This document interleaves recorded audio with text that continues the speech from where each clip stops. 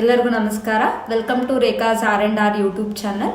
ಇವತ್ತು ತುಂಬ most common ನಮ್ಮ ಹತ್ರ ಬರುವಂಥ ಪೇಷಂಟ್ ಕಂಪ್ಲೇಂಟ್ಸ್ ಆಗಿದೆ. 5 ವರ್ಷದ ಮಗುವಿನಿಂದ ಹಿಡಿದು 80 ವರ್ಷದ ವಯಸ್ಕರಲ್ಲೂ ಕೂಡ ಕಾಡುವಂಥ ಒಂದೇ ಒಂದು ಸಮಸ್ಯೆ, ದಟ್ ಈಸ್ ಅಸಿಡಿಟಿ ಅಂತ ಹೇಳ್ತೀವಿ ನಾವು. ಮೆಡಿಕಲ್ ಲ್ಯಾಂಗ್ವೇಜ್ ಮೇಲೆ ಅಸಿಡಿಟಿ ಅಂತ ಹೇಳ್ತೀವಿ, ಆಡು ಭಾಷೆಯಲ್ಲಿ ಪಿತ್ತ ಅಂತ ಹೇಳ್ತಾರೆ. ಕೆಲವೊಂದಿಷ್ಟು ಜನ ಸಿಂಪ್ಟಮ್ಸ್ ಸಮೇತನೇ ಹೇಳಕ್ ಸ್ಟಾರ್ಟ್ ಮಾಡ್ತಾರೆ, ಮೇಡಮ್ ಯಾವಾಗ್ಲೂ ಎದೆ ಉರಿತಾ ಇರುತ್ತೆ, ವಾಂತಿ ಬಂದಂಗೆ ಆಗುತ್ತೆ, ತಲೆ ಸುತ್ತಾ ಇರುತ್ತೆ ಅಂತ ಹೇಳಿ ಕಂಪ್ಲೇಂಟ್ಸ್ ಮಾಡ್ತಾ ಇರ್ತಾರೆ. ಸೊ ಇದನ್ನ ನಾವು ಆಡು ಭಾಷೆಯಲ್ಲಿ ಪಿತ್ತ ಅಂತೀವಿ, ಮೆಡಿಕಲ್ ಲ್ಯಾಂಗ್ವೇಜ್ ಅಲ್ಲಿ ಅಸಿಡಿಟಿ ಅಂತ ಹೇಳ್ತೀವಿ. ಸೊ ಅಸಿಡಿಟಿ ಪ್ರತಿಯೊಬ್ರು ಕೇಳಿರುವಂತ ಒಂದು ಕಂಡೀಷನ್ ಆಗಿದೆ. ಎಕ್ಸ್ಪೆಷಲಿ ಎದೆ ಉರಿಯೋದಾಗಿರ್ಬೋದು, ತಲೆ ತಿರುಗೋದಾಗಿರ್ಬೋದು, ವಾಂತಿ ಬಂದಂಗೆ ಆಗ್ತಾ ಇರೋದು, ಆಮೇಲೆ ಕೆಲವೊಂದಿಷ್ಟು ಜನಕ್ಕೆ ಒಗ್ಗರಣೆ ಸ್ಮೆಲ್ ಬಂದ್ರೆ ಸಾಕು ವಾಂತಿ ಬಂದಂಗೆ. ಸೊ ತುಂಬಾ ಜನ ಕಂಪ್ಲೇಂಟ್ಸ್ ಮಾಡ್ತಾ ಇರೋದು ಅಸಿಡಿಟಿ ಅಂತಾನೆ ಮಾಡ್ತಾರೆ. ಫಸ್ಟಿಗೆ ಅಸಿಡಿಟಿಗೆ ಕಾರಣ ಏನು ಅಂತ ತಿಳ್ಕೊಳ್ಳೋಣ. ನಾವು ಮಾಡುವಂತ ಯಾವ ತಪ್ಪಿನಿಂದ ನಮಗೆ ಅಸಿಡಿಟಿ ಅಥವಾ ಎದೆ ಉರಿ ಪದೇ ಪದೇ ಆಗ್ತಾ ಇದೆ, ಪಿತ್ತ ಪದೇ ಪದೇ ಆಗುತ್ತಾ ಇದೆ ಅಂತ ತಿಳ್ಕೊಳ್ಳೋಣ. ಕೆಲವೊಬ್ರಿಗೆ ಏನಾಗಿರುತ್ತೆ, ಮೆಡಿಕಲ್ ಕಂಡೀಷನ್ಸ್ ಇಂದ ಟ್ಯಾಬ್ಲೆಟ್ಸ್ ತಗೊಳ್ತಾ ಇರ್ತಾರೆ. ಫಾರ್ ಎಕ್ಸಾಂಪಲ್ BP ಇರೋರು, ಶುಗರ್ ಇರೋರು ಏನ್ ಮಾಡ್ತಾರೆ, ಪ್ರತಿದಿನ ಟ್ಯಾಬ್ಲೆಟ್ಸ್ ತಗೊಳ್ತಾರೆ. ಸೊ ಅದರಲ್ಲಿರುವಂತ ರಿಏಜೆಂಟ್ಸ್ ಇಂದ ಏನಾಗುತ್ತೆ, ಮನುಷ್ಯನ್ಗೆ ಅಸಿಡಿಟಿ ಕಾಮನ್ ಆಗಿ ಕಾಸ್ ಮಾಡುತ್ತೆ. ಸೊ ಅಂತವ್ರಿಗೆ ಇದೊಂದು ಮೆಡಿಕಲ್ ಕಂಡೀಷನ್ ಆಗಿರುತ್ತೆ. ಒಂದ್ ಯಾವ್ದೋ ಟ್ಯಾಬ್ಲೆಟ್ಸ್ ತಗೊಳ್ಳೋದ್ರಿಂದ ಅದರಿಂದ ಆಗುವಂತ ಸೈಡ್ ಎಫೆಕ್ಟ್ ಆಗಿದೆ. ಓಕೆ, ಆದ್ರೆ ಕೆಲವೊಂದು ಇನ್ನೂ 30 ವರ್ಷ ಕೂಡ ಮುಟ್ಟಿರಲ್ಲ, 40 ವರ್ಷ ಕೂಡ ಮುಟ್ಟಿರಲ್ಲ ಅಂತವ್ರು ತುಂಬಾ ಅಸಿಡಿಟಿ ಕಂಪ್ಲೇಂಟ್ಸ್ ಹೇಳ್ತಾರೆ. ಅದಕ್ಕೆ ಮೇನ್ ಆಗಿ ಕಾರಣಗಳು ಏನಿರ್ತವೆ ಅಂತಂದ್ರೆ, ಅತಿಯಾಗಿ ಸ್ಪೈಸಿ ಫುಡ್ ತಿನ್ನೋದು, ಬರೀ ಖಾರ ಉಪ್ಪು ಹುಳಿ ಖಾರ ಇರುವಂತ ಆಹಾರನ ಜಾಸ್ತಿ ತಿನ್ನೋದು, ಜಾಸ್ತಿ ಹುಳಿ ಪದಾರ್ಥಗಳನ್ನು ತಿನ್ನೋದು, ಜಾಸ್ತಿ ಖಾರ ಸ್ಪೈಸಿ ಪದಾರ್ಥಗಳನ್ನು ತಿನ್ನೋದು, ಹಸಿ ಖಾರ ಹಾಕೊಂಡು ತಿನ್ನೋದು, ಆಮೇಲೆ ಜಾಸ್ತಿ ಚಾಟ್ ಮಸಾಲ ಇವನ್ನೆಲ್ಲ ಹಾಕೊಂಡು ತಿನ್ನೋದು ಏನಾಗುತ್ತೆ, ಅಸಿಡಿಟಿನ ಟ್ರಿಗರ್ ಮಾಡುತ್ತೆ ಮನುಷ್ಯನ್ಗೆ. ಸೊ ಅಸಿಡಿಟಿಗೆ ಕಾಸ್ ಮಾಡೋಕ್ಕೆ ಮೇನ್ ಕಾರಣ ಏನಾಗಿದೆ, ಸ್ಪೈಸಿ ಫುಡ್ ಅಂತಾನೆ ಹೇಳ್ಬೋದು. ಓಕೆ, ಅದ್ರ ಜೊತೆಗೆ ಏನ್ ಮಾಡ್ತಾರೆ, ಕೆಲವೊಬ್ರು ಜಾಸ್ತಿ ಟೀ ಕಾಫಿನ ಕುಡಿತಾರೆ. ಓಕೆ, ಬೆಳಿಗ್ಗೆ ಎದ್ದ ತಕ್ಷಣ ಆಲ್ರೆಡಿ ದೇಹದಲ್ಲಿ ಅಸಿಡ್ ಇರುತ್ತೆ. ಓಕೆ, ಆ ಅಸಿಡ್ಗೆ ನೀವು ಬಿಸಿ ಬಿಸಿಯಾಗಿ ಟೀ ಮತ್ತೆ ಅಸಿಡ್ ಹಾಕೋದ್ರಿಂದ ಏನಾಗುತ್ತೆ, ಅಸಿಡಿಟಿ ಟ್ರಿಗರ್ ಆಗುತ್ತೆ. ಸೊ ಅದರಿಂದ ಮನುಷ್ಯನ್ಗೆ ಏನಾಗುತ್ತೆ, ವಾರದಲ್ಲಿ 1-2-3 ಸಲ ಆದ್ರೂ ಅಸಿಡಿಟಿ ಸಿಂಪ್ಟಮ್ಸ್ ಜಾಸ್ತಿ ಕನಕ್ ಸ್ಟಾರ್ಟ್ ಆಗುತ್ತೆ. ಅಂತಂದ್ರೆ ಎದೆ ಉರಿಯೋದಾಗಿರ್ಬೋದು, ಆಮೇಲೆ ತಲೆ ತಿರುಗೋದಾಗಿರ್ಬೋದು, ಯಾವ ಕೆಲಸದಲ್ಲೂ ಮನಸ್ಸು ಶಾಂತಿ ಉಳಿಯಲ್ಲ, ದೇಹದಲ್ಲಿ ಒಂದು ಸಣ್ಣದಾಗಿ ಉರಿ ಅಂತ ಹೇಳ್ತೀವಿ ನಾವು, ಒಂದು ಇರಿಟೇಷನ್ ಕಾಣ್ತಾನೆ ಇರುತ್ತೆ. ಸೊ ಇದು ಟೀ ಕಾಫಿಯಿಂದ ಕೂಡ ಅಸಿಡಿಟಿ ಟ್ರಿಗರ್ ಆಗುತ್ತೆ. ಓಕೆ, ಅದ್ರ ಜೊತೆಗೆ ಕೆಲವೊಬ್ರು ಏನ್ ಮಾಡ್ತಾರೆ, ಎಕ್ಸ್ಪೆಷಲಿ ಹೆಣ್ಮಕ್ಳು ಏನ್ ಮಾಡ್ತಾರೆ, ಬೆಳಗ್ಗೆ ಟಿಫಿನ್ ನ ಸ್ಕಿಪ್ ಮಾಡೋದು, ಬೆಳಗ್ಗೆ ತಿಂಡಿನ ತಿನ್ನೋದಿಲ್ಲ, ಡೈರೆಕ್ಟ್ ಆಗಿ ಮಧ್ಯಾಹ್ನ ಊಟ ಮತ್ತೆ ಬೆಳಗ್ಗೆ ತಿಂಡಿನ ಮಿಕ್ಸ್ ಮಾಡಿ ಬ್ರಂಚ್ ಅಂತ ಮಾಡ್ಕೊಂಡ್ ಬಿಡ್ತಾರೆ. ಓಕೆ, ಈ ತರ ತಿನ್ನೋದ್ರಿಂದ ಏನಾಗುತ್ತೆ, ಮೀಲ್ ಗ್ಯಾಪ್ ಆಗೋದ್ರಿಂದ ಏನಾಗುತ್ತೆ, ಅಸಿಡಿಟಿ ಟ್ರಿಗರ್ ಆಗುತ್ತೆ. ನೈಟಿಂದ ಮನುಷ್ಯ ಊಟ ಮಾಡಿರಲ್ಲ, ಬೆಳಿಗ್ಗೆ ಎದ್ದ ತಕ್ಷಣ ಏನೂ ಹಾಕಲ್ಲ ಅಂತಂದ್ರೆ ಹೊಟ್ಟೆ ಖಾಲಿ ಇದ್ದು ಏನಾಗುತ್ತೆ, ಅಸಿಡಿಟಿ ಟ್ರಿಗರ್ ಆಗುತ್ತೆ. ಸೊ ದಯವಿಟ್ಟು ಗೃಹಿಣಿಯರು, ಮನೆಯಲ್ಲಿರುವಂತ ಹೆಣ್ಮಕ್ಳಿಗೆ ಹೇಳ್ತಾ ಇರೋದು, ಕರೆಕ್ಟ್ ಟೈಮಿಗೆ ಊಟ ಮಾಡಿ. ಬೆಳಗ್ಗೆ ಮತ್ತೆ ಏನಾದ್ರೂ ತಿನ್ಬೇಕು ಅಂತ ಹೇಳಿ ಟೀ ಮತ್ತು ಟೋಸ್ಟ್ ನ ತಿನ್ನೋದಾಗಿರ್ಬೋದು, ಈ ತಪ್ಪನ್ನ ದಯವಿಟ್ಟು ಮಾಡಬೇಡಿ. ಇದು ಅಗೇನ್ ಅಸಿಡಿಟಿ ಟ್ರಿಗರ್ ಮಾಡುತ್ತೆ. ಅದಲ್ಲದೆ ಹಲವಾರು ನ್ಯೂಟ್ರಿಷನಲ್ ಡಿಫಿಷಿಯನ್ಸಿ ಅಂತಂದ್ರೆ ಹಲವಾರು ನ್ಯೂಟ್ರಿಷನಲ್ ಕೊರತೆಯನ್ನ ದೇಹಕ್ಕೆ ತಂದು ಕೊಡುತ್ತೆ. ಸೊ ದಯವಿಟ್ಟು ಖಾಲಿ ಹೊಟ್ಟೆಯಲ್ಲಿ ಟೀ ಕಾಫಿನ ಹಾಕಬೇಡಿ.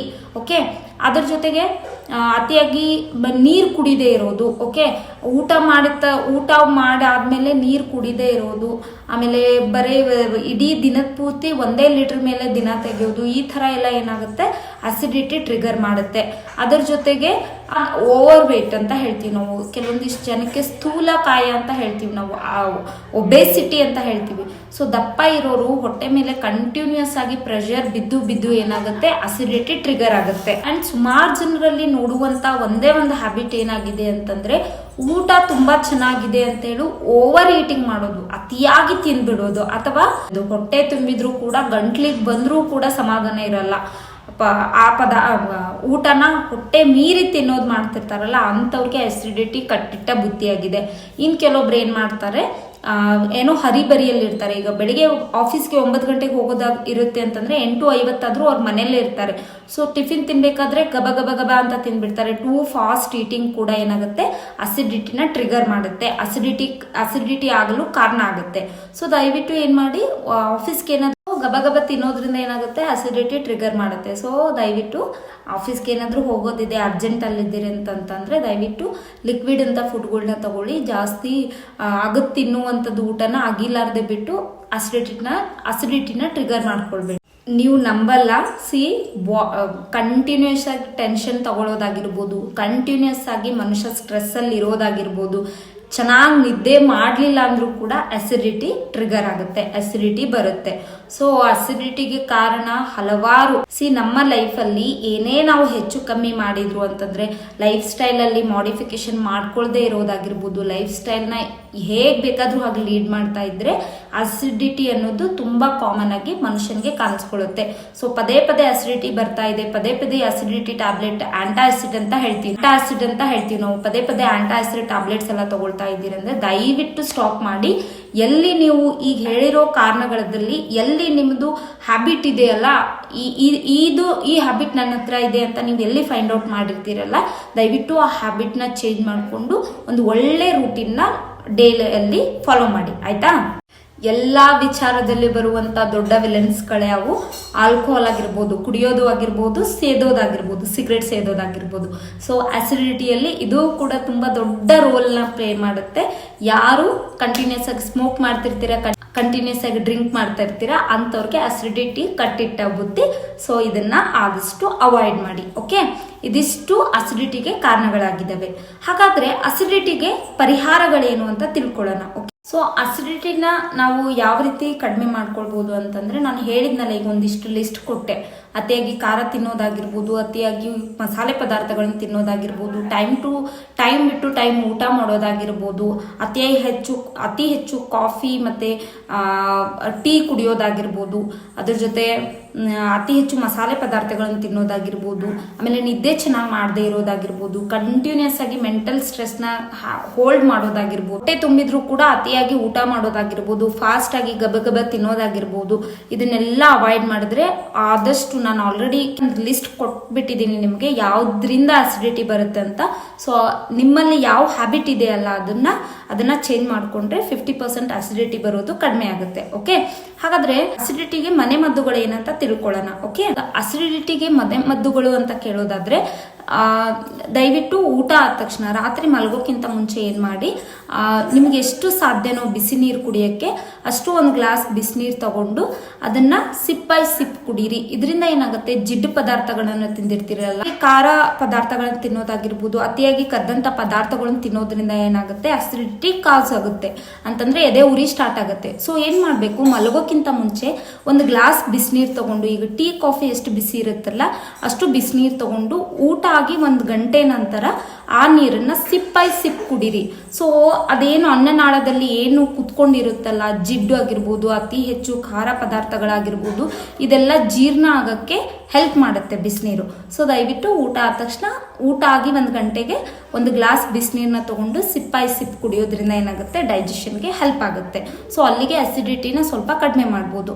ಓಕೆ, ಅದಾದ್ಮೇಲೆ ಬೆಳಗ್ಗೆ ಎದ್ದ ತಕ್ಷಣನೂ ಕೂಡ ಖಾಲಿ ಹೊಟ್ಟೆಲಿ ಟೀ ಕಾಫಿ ಕುಡಿಯೋದು ಬಿಟ್ಟು ದಯವಿಟ್ಟು 2 ರಿಂದ 3 ಗ್ಲಾಸು ನೀರನ್ನು ಕುಡೀರಿ. ಆದ್ರೆ ಉಗುರು ಬೆಚ್ಚಗಿನ ನೀರು ಕುಡೀರಿ.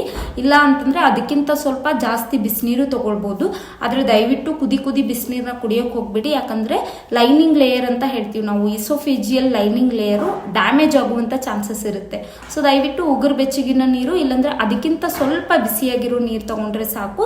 ಸೊ ಅದನ್ನ ಬೆಳಗ್ಗೆ 2 ರಿಂದ 3 ಗ್ಲಾಸ್ ಅಷ್ಟು ನೀರು ಕುಡಿಯೋದ್ರಿಂದ ಏನಾಗುತ್ತೆ, ಅಸಿಡಿಟಿ ಕಡಿಮೆ ಆಗುತ್ತೆ. ಇವೆರಡೂ ಮಾಡ್ತಾ ಬಂದ್ರೆ 70% ಅಸಿಡಿಟಿ ಪ್ರಾಬ್ಲಮ್ನ ನಾವು ಸಾಲ್ವ್ ಮಾಡ್ಬೋದು. ಇನ್ನು 30% ಏನು ಮಾಡ್ಬೋದು ಅಂತಂದರೆ, ಕೆಲವೊಬ್ಬರಿಗೆ ಎಷ್ಟೇ ಅವ್ರ ಪಾಪ ಡಯಟ್ ಎಲ್ಲ ಫಾಲೋ ಮಾಡ್ತಾ ಇದ್ರು ಅಸಿಡಿಟಿ ಅನ್ನೋದು ಕಡಿಮೆ ಆಗ್ತಿರಲ್ಲ. ಅಂಥವ್ರು ಏನು ಮಾಡಬೇಕು ಅಂತಂದರೆ, 1 ಸ್ಪೂನು ಜೀರಿಗೆ, 1 ಸ್ಪೂನು ಬಡೆ ಸೊಪ್ಪು ಅಂತ ಹೇಳ್ತೀವಿ ನಾವು, ಸೋಂಪು ಕಾಳು, 1 ಸ್ಪೂನು ಓಂ ಕಾಳು ಅಂತ ಹೇಳ್ತೀವಿ ನಾವು. ಓಕೆ, ಇವು 3ನ್ನ ಮಿಕ್ಸ್ ಮಾಡಿಬಿಟ್ಟು ತಿನ್ನಿ. ಇಲ್ಲ ನಮಗೆ ಜಗಿಯೋಕ್ಕಾಗಲ್ಲ ಅಂತಂದರೆ ಸ್ವಲ್ಪ ರೋಸ್ಟ್ ಮಾಡಿಬಿಟ್ಟು ಏನು ಮಾಡಿ, ಊಟ ಆಗಿ ಒಂದು 15 ಮಿನಿಟ್ಸ್ಗೆ ಬಾಯಲ್ಲಿ ಹೇಗೆ ನಾವು ಪಾನ್ ಪರಾಕ ಈ ಥರ ತಿಂತೀವಲ್ಲ ಅದೇ ಥರ ಏನು ಮಾಡಿ, ಈ 3 ಮಿಕ್ಸ್ಚರ್ ಇರೋದನ್ನು 1 ಸ್ಪೂನ್ ತಗೊಂಡು ಚೆನ್ನಾಗಿ ಅಗದ್ಬಿಟ್ಟು ಒಂದು 10-15 ನಿಮಿಷ ಬಾಯಲ್ಲೇ ಅದು ಓಡಾಡಬೇಕು. ನಮ್ಮ ಬಾಯಲ್ಲಿ ಏನು ಸಲೈವ ಇರುತ್ತಲ್ಲ, ಆ ಸಲೈವ ಜೊತೆ ಈ ಕಾಳುಗಳು ಬೆರೆತು ನೀವು ರಸನ ರಸ ಮಾಡ್ಕೊಂಡ್ಬಿಟ್ಟು ಕುಡೀರಿ. ಸೊ ಇದು ಏನಾಗುತ್ತೆ, ಬಾಯಲ್ಲೇ ಆಗುವಂತ ಒಂದು ನ್ಯಾಚುರಲ್ ಕಷಾಯ ತರ ಆಗುತ್ತೆ. ಸೊ ಇದೇನಾಗುತ್ತೆ, ಬಾಯಲ್ಲೇ ಒಂದು ನ್ಯಾಚುರಲ್ ಕಷಾಯ ತರ ಆಗುತ್ತೆ. ಸೊ ನಾನು ನಿಮಗೆ ಹೇಳ್ತೀನಲ್ಲ, ನಾನು 100% ಇದು ಈ ರೆಮಿಡಿ ವರ್ಕ್ ಆಗೇ ಆಗುತ್ತೆ. ಸೊ ದಯವಿಟ್ಟು 1 ಸ್ಪೂನ್ ಜೀರಿಗೆ ತಗೊಳ್ಳಿ, 1 ಸ್ಪೂನ್ ಸೋಂಪು ಕಾಳು ತಗೊಳ್ಳಿ, 1 ಸ್ಪೂನ್ ಓಂ ಕಾಳು ತಗೊಳ್ಳಿ, 3ನ್ನ ರೋಸ್ಟ್ ಮಾಡಿ. ರೋಸ್ಟ್ ಮಾಡಾದ್ಮೇಲೆ ಊಟ ಆದ್ಮೇಲೆ, ಬೆಳಿಗ್ಗೆ ಮಧ್ಯಾಹ್ನ ಊಟ ಆಗಲಿ ರಾತ್ರಿ ಊಟ ಆಗಲಿ, ಒಂದು ಅರ್ಧ ಟೀ ಸ್ಪೂನ್ ಅಥವಾ 1 ಟೀ ಸ್ಪೂನ್ ತಗೊಂಡು ಬಾಯಲ್ಲಿ ಹಾಕೊಂಡು ಚೆನ್ನಾಗಿ ಜಗಿರಿ. ಅದನ್ನ ಜಗದಾದ್ಮೇಲೆ ಅದ್ರದ್ದೇನು ರಸ ಬರುತ್ತಲ್ಲ ಅದನ್ನ ಕುಡೀರಿ. ಅದ್ರದ್ದೇನು ರಸ ಬರುತ್ತಲ್ಲ ಅದನ್ನ ಕುಡೀರಿ. ಸೊ ಇದರಿಂದ ಏನಾಗುತ್ತೆ, ಅಸಿಡಿಟಿ ಆಲ್ಮೋಸ್ಟ್ ಕಡಿಮೆ ಆಗುತ್ತೆ. ಸೊ ಇದಕ್ಕಿಂತ ದೊಡ್ಡ ರೆಮಿಡಿ ಇನ್ನೊಂದಿಲ್ಲ ಅಂತಾನೆ ಹೇಳ್ಬೋದು. ನನ್ನ ಎಷ್ಟೋ ಪೇಷಂಟ್ಗಳಿಗೆ ಇದು ವಂಡರ್ ಆಗಿ ಕೆಲಸ ಮಾಡಿದೆ. ಸೊ ದಯವಿಟ್ಟು ಏನು ಮಾಡಿ, ಈ ಒಂದು ಹೋಮ್ ರೆಮಿಡಿನ ನೀವು ಫಾಲೋ ಮಾಡ್ಕೋಬಹುದು. ಅದ್ರ ಜೊತೆಗೆ ಸ್ಪೈಸಿ ಫುಡ್ನ ಅವಾಯ್ಡ್ ಮಾಡಿ, ನೀರು ಜಾಸ್ತಿ ಕುಡೀರಿ, ಆದಷ್ಟು ಬಿಸಿನೀರು ಕುಡೀರಿ, ಇಷ್ಟ ಆದರೆ ಗ್ರೀನ್ ಟೀ ಕುಡೀರಿ. ಇದೆಲ್ಲ ಫಾಲೋ ಮಾಡೋದ್ರಿಂದ ಏನಾಗುತ್ತೆ, ಡೈಜೆಷನ್ ಮೆಟಬಾಲಿಸಮ್ ಅಂತ ಹೇಳ್ತೀವಿ ನಾವು, ಅದು ಕೂಡ ಉತ್ತಮ ಆಗುತ್ತೆ, ವೆಯ್ಟ್ ಲಾಸ್ ಕೂಡ ಆಗುತ್ತೆ. ಅದ್ರ ಜೊತೆಗೆ ಅಸಿಡಿಟಿ ಅನ್ನೋ ಪ್ರಾಬ್ಲಮ್ ಕೂಡ ನಾವು ಸಾಲ್ವ್ ಮಾಡ್ಬೋದಾಗಿದೆ. ಸೊ ಇವೆಲ್ಲ ಕಾರಣಗಳಿಂದ ಅಸಿಡಿಟಿ ಟ್ರಿಗರ್ ಆಗುತ್ತೆ. ಸೊ ದಯವಿಟ್ಟು ಇವೆಲ್ಲ ಕಾರಣಗಳನ್ನ ಅವಾಯ್ಡ್ ಮಾಡಿ, ನಾನು ಹೇಳಿರುವಂತ ಮನೆಮದ್ದನ್ನ ಫಾಲೋ ಮಾಡಿ, ನೀರನ್ನ ಚೆನ್ನಾಗಿ ಕುಡೀರಿ. ಟೀ ಕಾಫಿನ ಬಿಟ್ಟರೆ ತುಂಬಾ ಅಂದ್ರೆ ತುಂಬಾ ಒಳ್ಳೆಯದು. ಆಮೇಲೆ ಖಾರ ಪದಾರ್ಥಗಳನ್ನ ಅವಾಯ್ಡ್ ಮಾಡಿ. ಸೊ ಇದಿಷ್ಟು ಮಾಡಿದ್ರೆ ಅಸಿಡಿಟಿ ಅನ್ನೋದು, ಸೊ ಇವೆಲ್ಲ ಮಾಡೋದ್ರಿಂದ ಏನಾಗುತ್ತೆ, ಅಸಿಡಿಟಿ ಕಡಿಮೆ ಆಗುತ್ತೆ.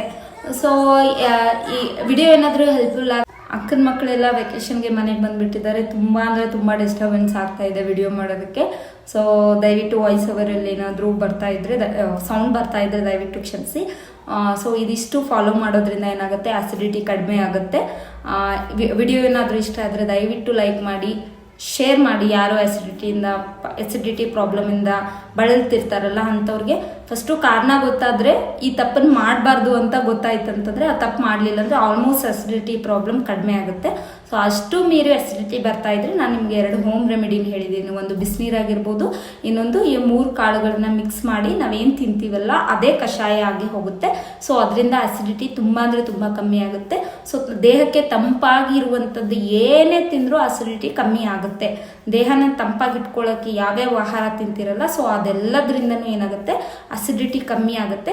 ಸೊ ಅತಿಯಾಗಿ ಮೇನ್ ಆಗಿ ಖಾರ ಪದಾರ್ಥಗಳನ್ನು ಅವಾಯ್ಡ್ ಮಾಡಿ, ಮಸಾಲೆ ಪದಾರ್ಥಗಳನ್ನು ಅವಾಯ್ಡ್ ಮಾಡಿ. ಸೊ ಇಷ್ಟೆಲ್ಲ ಮಾಡೋದ್ರಿಂದ ಅಸಿಡಿಟಿ ಕಮ್ಮಿ ಆಗೇ ಆಗುತ್ತೆ. ಸೊ ವಿಡಿಯೋ ಏನಾದರೂ ಇಷ್ಟ ಆಗಿದ್ರೆ ದಯವಿಟ್ಟು ಲೈಕ್ ಮಾಡಿ, ಶೇರ್ ಮಾಡಿ. ಯಾವ ಟಾಪಿಕ್ ಮೇಲೆ ನೆಕ್ಸ್ಟ್ ವಿಡಿಯೋ ಬೇಕು ಅನ್ನೋದು ಕಮೆಂಟ್ ಮಾಡಿ. ನನ್ನ ವಿಡಿಯೋಗಳು ನಿಮ್ಗೆ ಇಷ್ಟ ಆಗ್ತಾ ಇದೆ ಅಂತ ನಾನು ಅಂದ್ಕೊಳ್ತೀನಿ. ಸೊ ನೀವು ತೋರಿಸ್ತಿರುವಂಥ ಪ್ರೀತಿಗೆ ನಾನು ಆಭಾರಿ. ದಯವಿಟ್ಟು ಇದೇ ರೀತಿ ಸಪೋರ್ಟ್ ಮಾಡ್ತಾ ಇರಿ. My name is Rekha. I thank you very much to watching this video. And ಮತ್ತೆ ಸಿಗೋಣ. ನಮಸ್ತೆ.